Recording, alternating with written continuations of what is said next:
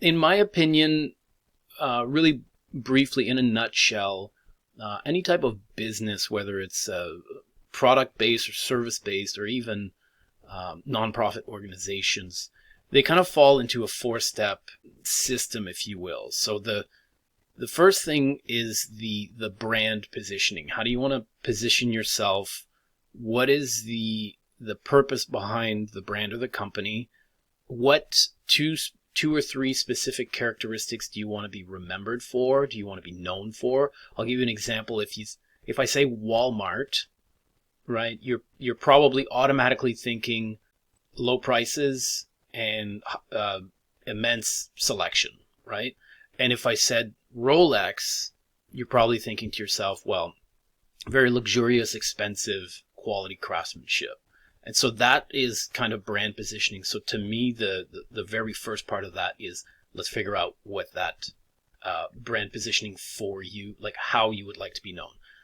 This, the COI report is really the second part, and that's all about, let's find your ideal, your perfect audience, the lowest hanging fruit for what it is that you offer. And then let's couple that with industry information to see where there are, opportunities.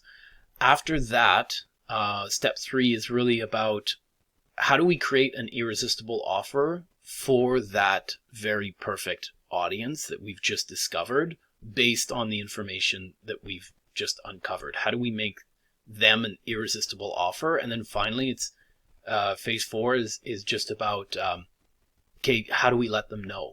How do we let that perfect audience know that we have created this perfect offer for them? And so the information in this report, it kind of touches on all 4 of those, and also they build off of one another. So how about we just start going through it? And so basically, I just wanted to give you my point of view of how this information can be useful for you. And then if you have any questions, obviously just feel free and ask them as we go. So what I did here is I wanted to find out who is the perfect audience for specifically print-on-demand therapeutic coloring books. And this is international, worldwide. If need be, we can narrow it down to specific regions, but if it's print on demand, if you're going to start selling digital versions, you could basically sell it worldwide. So we left it at worldwide. Key demographics for the perfect audience: 25 to 45 years of age, mostly female. Household income anywhere between $50,000 and $100,000. The married or single, home value is there. Types of house, so suburban homes or urban apartments. If we were looking at the U.S., you're looking at they typically live in states such as California, New York, Texas, Florida, Illinois, major metro areas. As far as psychographics are concerned, psychographics basically values and belief systems that they have. So they value mental health, obviously, self-care, creativity, and mindfulness. Their interests are art therapy, stress relief, and personal growth. Their lifestyle typically tends to be busy professionals or parents who seek balance between, work life. And as far as personality is concerned, they are creative, introspective, and open to new experiences. Why is it important to know this? If we are trying to connect with our perfect audience, it would probably make sense to highlight the art therapy, stress relief aspect of your coloring books, and not, so it goes from just selling coloring books to now you're selling art therapy, and you're selling stress relief, and you're selling personal growth, which is something that they cherish very much. And so if you're speaking their language, you have a better opportunity to really connect with them and therefore convert a stranger into a follower and a customer, right? Some of their behaviors, again, we're talking about the perfect audience for your therapeutic print-on-demand coloring books here. Some of their behaviors of this perfect audience is that they frequently engage with mental health and wellness content online. They actively seek stress relief. they purchase self-help books and wellness products, and they participate in online communities focused on mental health. Again, why this is important, you now have a better idea of where you should present yourself in order to be in front of them, right? If they engage with mental health and wellness content, that's a potential, joint venture, strategic partnership avenue where you can approach, website owners in this niche and say, hey, I have something that your audience might enjoy.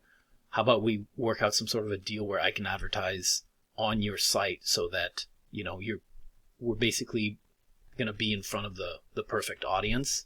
Purchase self-help books. Again, it's just an idea of the type of person they are. And so where they might be at any one time, and so that you can be there in front of them. As far as their preferred communication channels, Instagram, Pinterest, no surprise there. You have a very visual type of product.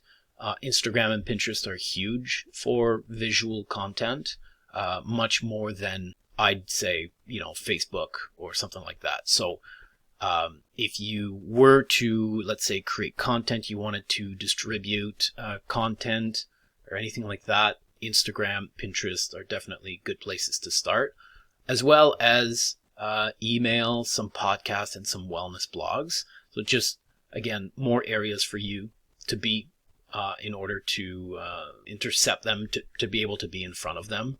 As far as purchasing behaviors, impulse buys for self-care products, which is awesome. So it can help us create lower ticket impulse upsells or something like that.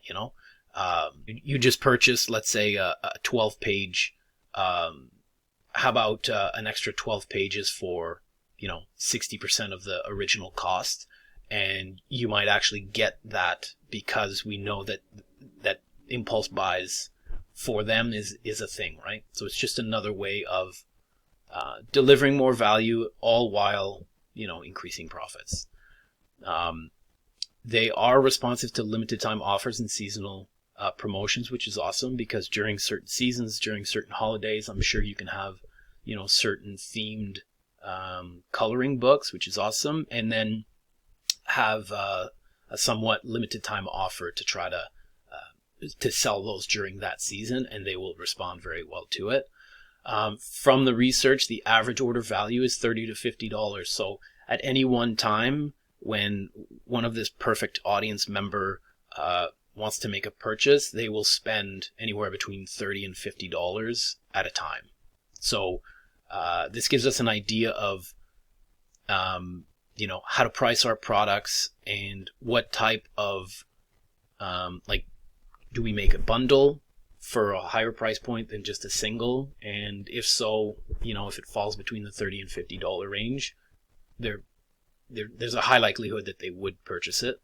And the frequency of purchases is 3 to 4 times a year.